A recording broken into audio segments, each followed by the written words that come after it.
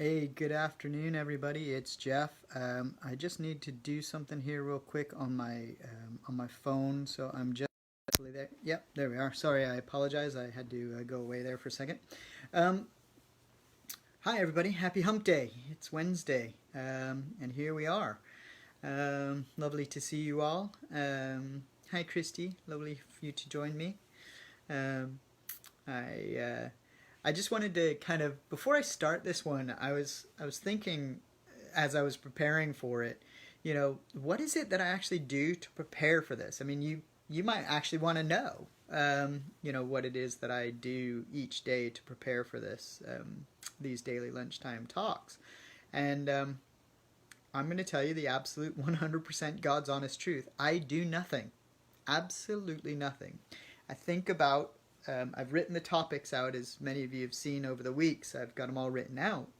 But the preparation that goes into each and every day is extremely minimal, very, very minimal. Occasionally, I will pull up some quotes or some information about, like, I don't know, various different things, different topics that we're talking about.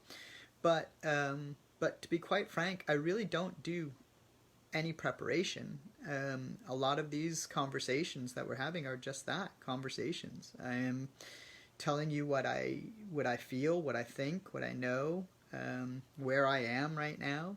Another thing is that many of you also have been following along and you've been coming every day, and I absolutely love and appreciate that very much. Thank you so much for giving me your time during this time of uncertainty and everything. But many of you know that I like to drink tea, and I'm usually drinking out of this cup because it's actually my favorite cup. And the tea that I generally tend to drink when I'm doing it is this. It's called yogi tea, and on the back of each of the little tags is a little statement. And this one was from a couple of days ago, and I thought it was very apt because Christy and I were having a conversation, and she said that sometimes, even though I put out this energy of love and caring and compassion, I do tend to lapse back into a sort of almost a bullying kind of mentality where I criticize the bullies that are sort of out there in the world, and rather than have the compassion that they really need in order to no longer be bullies, basically. And this one from the other day said, "Compassion will make you beautiful," and to me that is really true. Compassion does make someone an extremely beautiful and attractive person, no matter what they look like.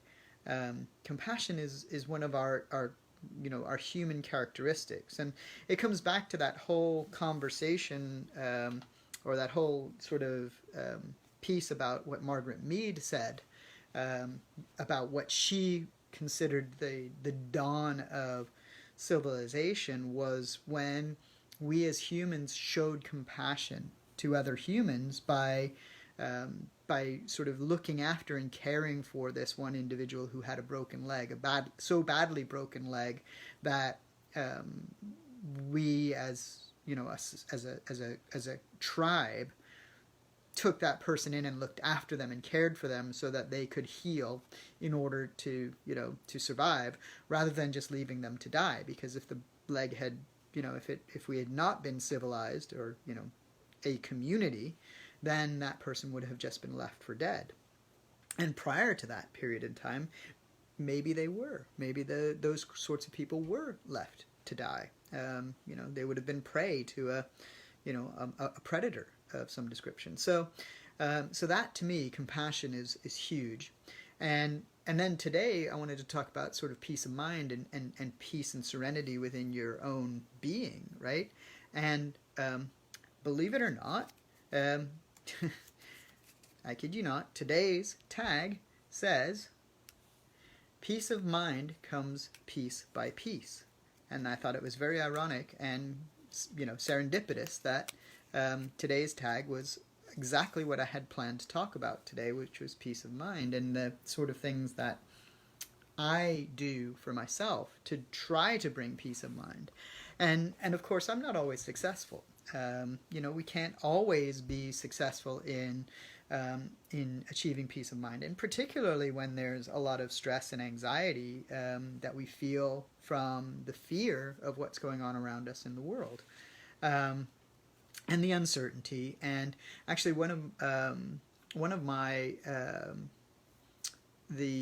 one of the things that I like to do as well is ask questions, right? And I've asked everybody this morning, what are they uncomfortable with right now?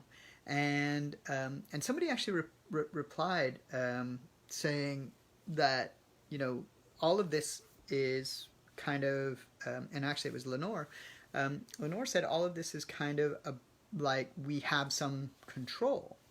Well, the thing is that what I want to talk about in terms of peace of mind, we have complete control over peace of mind.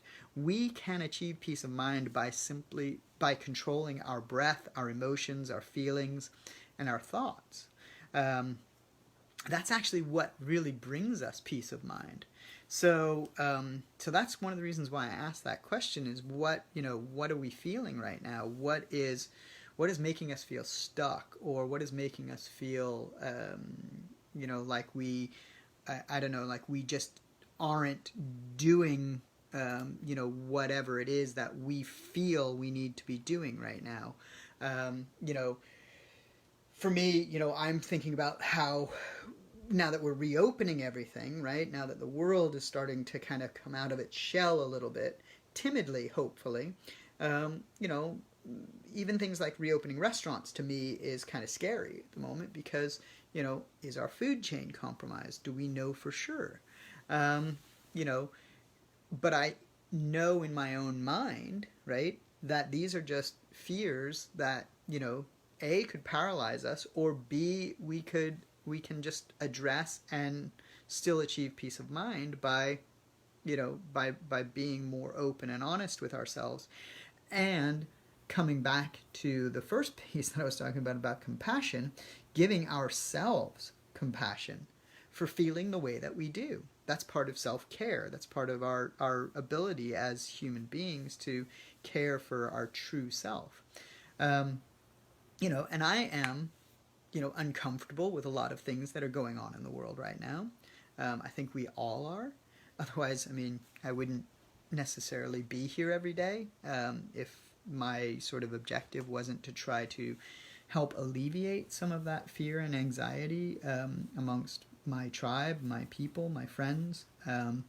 And actually somebody texted me just before I came on saying that these daily lunchtime chats conflict with the chat or the sort of daily briefing that the governor of the state of California gives, Gavin Newsom. And yeah, I get that. I understand that. And to be quite frank,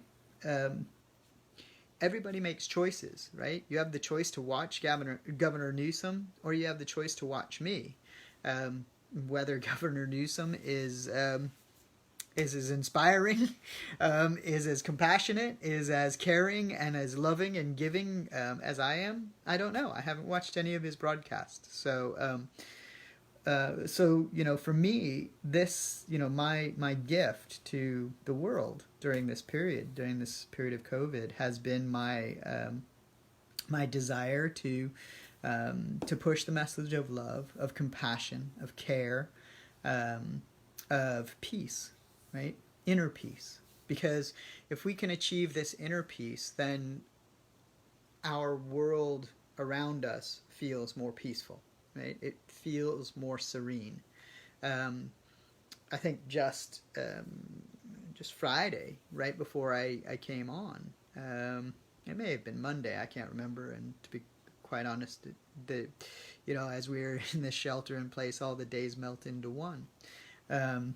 But I remember sitting about 10 minutes before, it must have been Monday, 10 minutes before I started my talk, and just saying to myself as I was sitting outside in the sunshine, why can't I do this every day? And yet there I was doing it in that moment. And it brought me a real sense of peace and serenity. And that, just that moment, recognizing that, yes, I am in this moment doing exactly what it is that I need to be doing for myself, right? Was very refreshing and very cathartic. In that very moment, there was nothing other than that moment of being in the sunshine and of existing and just being, right? And that, to me, was a moment of peace. It was a moment of serenity that that was very, powerful, and it really brought home to me in that moment that, I am okay, and that my feelings that I feel are valid as long as I don't let them drive me to a point where I am being negative or dwelling, going down the rabbit hole and dwelling on all of these fears and anxieties that have arisen. Just to acknowledge that those feelings are there and they're valid, and then, and then just moving forward from there. So, from that perspective, and from my perspective, the idea of being able to find peace, right, inner peace, peace of mind, however you want to describe it, is really driven by being present and living in the moment, right? If you are in the moment, you can't really be anxious about the future. You can't really be worrying about the future. You can't really be dwelling or thinking about the past. You are part of the moment, right? You exist and you just be in that moment. And that in and of itself is extremely grounding and extremely, compassionate to yourself, right? You're giving yourself permission to exist in that moment and just be. And yeah, they're fleeting, and it's very hard, particularly when we're working, particularly when we're, stressed out over, where the next dollar is going to come from, or pound or shilling or whatever it is that, you have as your, source of income. Yeah, I worry about that too. But the reality is that in this very moment, it's not an issue to me. It's not what I need to be dwelling on. What I want to do is just be in this very moment.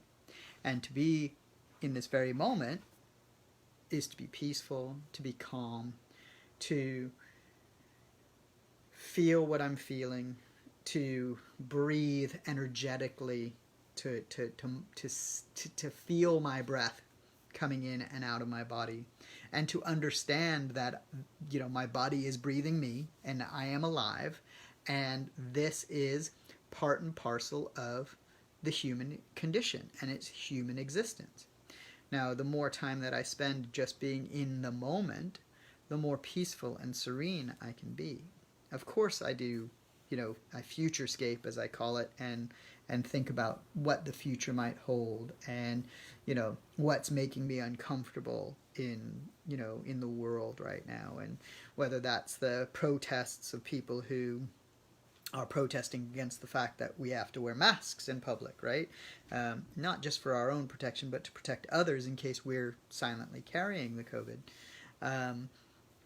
But it's those sorts of things that, coming back to what I started to say about compassion, I haven't had a lot of compassion for those people because basically I see them as selfish.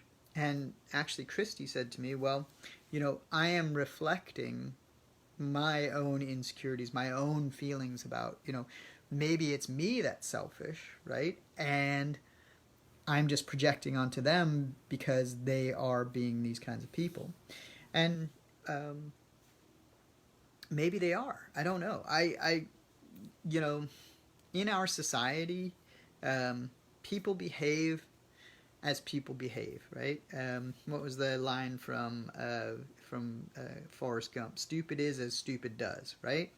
And the thing is that, I'm not saying these people are stupid. I'm saying these people are behaving in the way that they have been conditioned and have, using the programs that they know.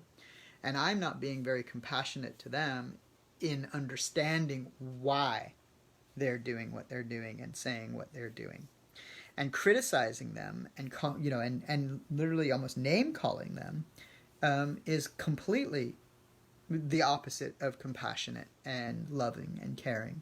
So, thank you for to Christy for pointing that out. And then her counselor Marva, who produced a Facebook post not very long after Christy and I were talking about it. It was amazing that she articulated exactly what Christy and I had been talking about, and that that brought me back to where I felt more comfortable and less like I was being judgmental, and also losing my compassion for these people. I don't know what they're going through, right? Here I am holed up in this lovely house in California with gorgeous weather outside, and yes, I'm worried about my financial situation. Yes, I'm worried about my children. Yes, I'm worried about my in-laws. Yes, I'm worried about Christy. Yes, I'm worried about all of you, my tribe. Yes, I'm worried about my brothers and my sisters-in-law and my nieces and nephews. But ultimately, right, I'm not dwelling on that, and I'm not being the negative Nelly or Debbie Downer that I could be if I dwelled on what ifs, right? I've said this numerous times in my life, and particularly when I'm coaching clients. When we focus on what is and not what if, right, we find it easier to discover true inner peace and peace of mind. And that's really what, I was kind of trying to focus on in terms of, my own thought processes. And that's why I wanted to share this with you today, because, with all that's going on, the cacophony of noise that we hear around, conspiracy theories and protests and stay-at-home orders and shelter-in-place and people dying and all of this negative news and all of this negativity out there, it's really, really hard. It's really difficult to find your inner peace in that cacophony of noise.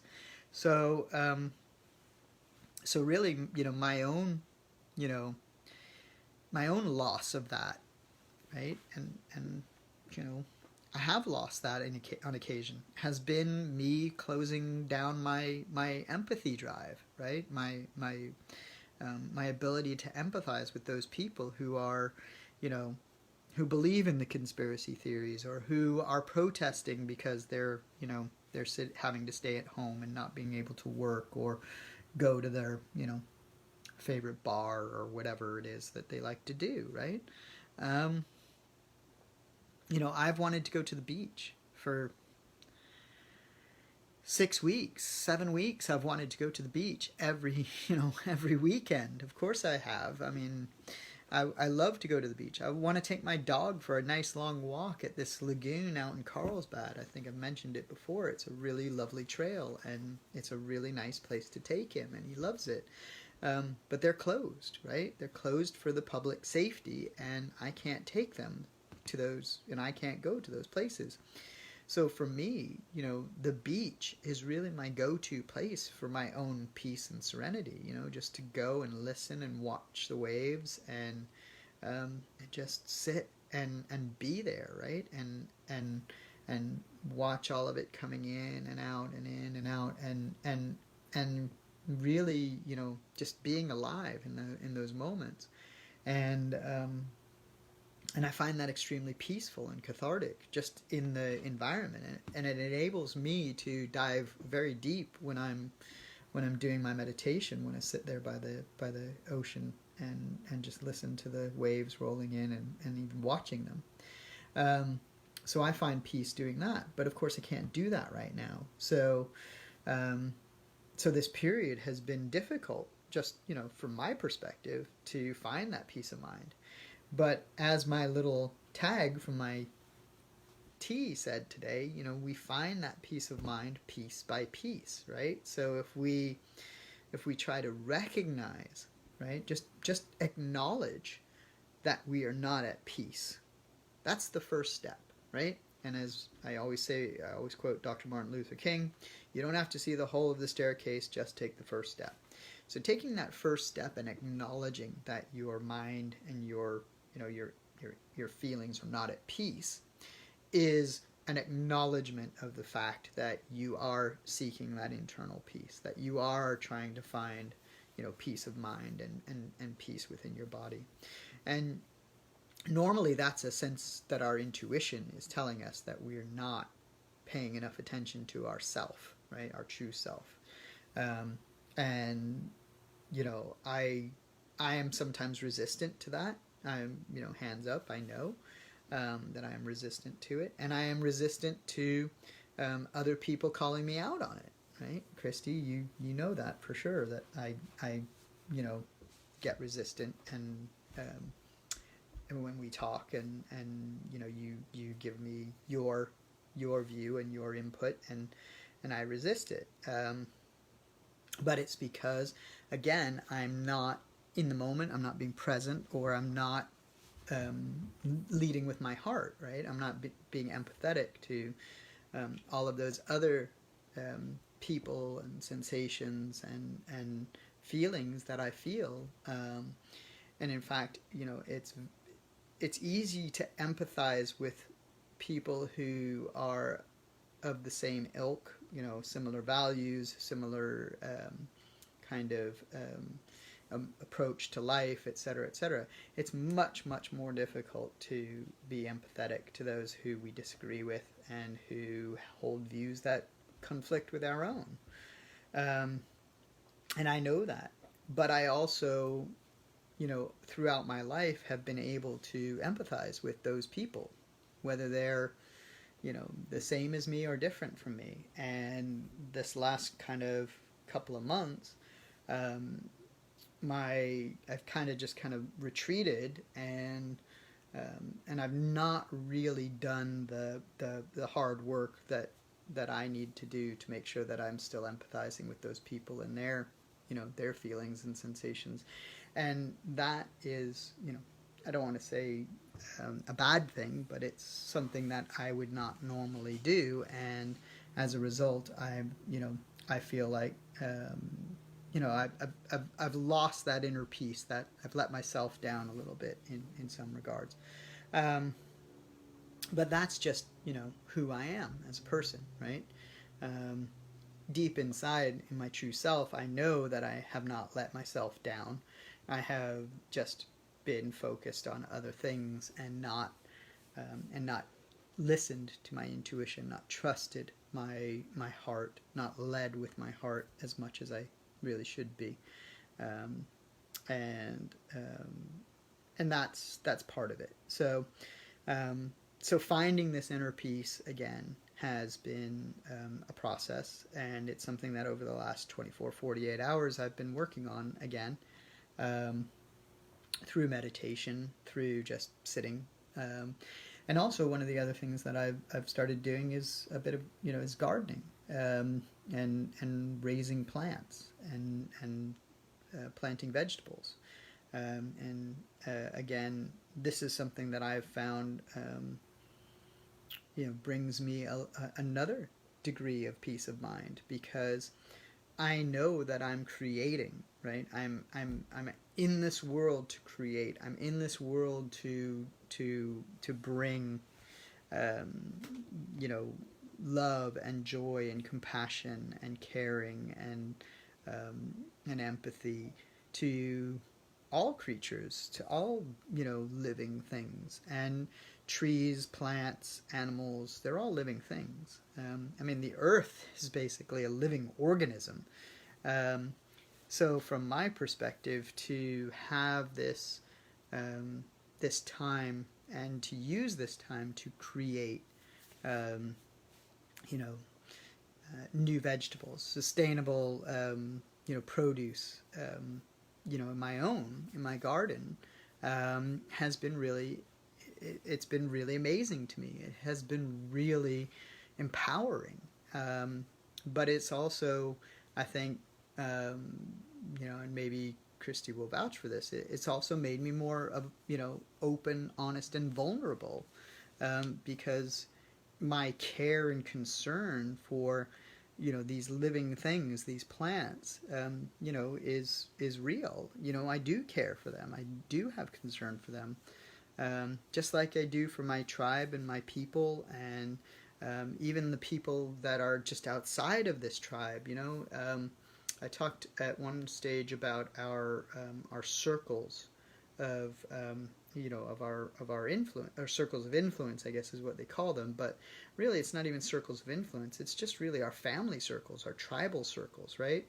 And to me, they actually they very much resemble the way our brains are wired, right? We have these synapses, and we have these myelin sheaths that sort of act as receptors, and these these neurons that travel between our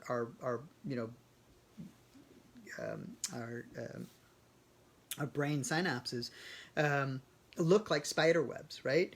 But each one has its own little nucleus, and and then it's got these spider webs that kind of join it to the next one, and the next one, and the next one, and they're all just all over the place. And to me, that's how we are as human beings. We're all interconnected. We're all interconnected to this world, right? And if we all kind of envisaged ourselves as as one of our own brain synapses, and that all of our circle, all of our tribe, all of our friends, all of our family are each one of those synapses. Maybe we are the core at the beginning, at the center of our own universe, but beyond that, everything else is so interconnected, that I feel that as long as we approach things from a place of love and kindness and compassion and caring, right, we can almost immediately sense love and peace and serenity within ourselves, by simply not just thinking about me, little me, right, my ego, and believing and feeling more of the whole of the world, right, the whole of the universe, the whole of living creation, right, of all these living beings, whether they're plants or animals or whatever, trees, the earth. And from my perspective, that's that sense of knowing that I'm part of something much bigger, but also have my part to play within this much grander scheme of things by producing, and sharing and creating and doing that all from a place of love and compassion, right? Then, right, I feel much more at peace and much more at ease with what's happening around me. And I'm less judgmental about it. I'm less, inclined to name call, to call these people bullies or whatever, or even our administration. There's names that I've used for our president, which are, no better than the names that, that the bullies use to speak to down and condescendingly to others. It's in some ways, shame is the bottom line of it, and it's shameful that I have chosen to do that, but it's also, but it's also the fact that, I'm shaming somebody who's already feeling shame, right? Because they wouldn't be doing exhibiting the behaviors that they have if they weren't already, feeling shame for whatever it is that they've been raised with, the programs, conditions, whatever. So by recognizing that, calling myself out on that, right, and changing that thought process, that is bringing me much greater peace of mind today. And part of that has been simply just meditating on what it is that I have been doing and where I have been, rather than dwelling on it and futurescaping any longer about it. I've just literally tried to find my own sense of peace and serenity, and not withdrawn, but certainly brought it internally, so that I'm no longer pushing that negative energy externally, and all I'm pushing out now is love and compassion and empathy for those people who are obviously very struggling very much with what's going on, and may not have the tools or the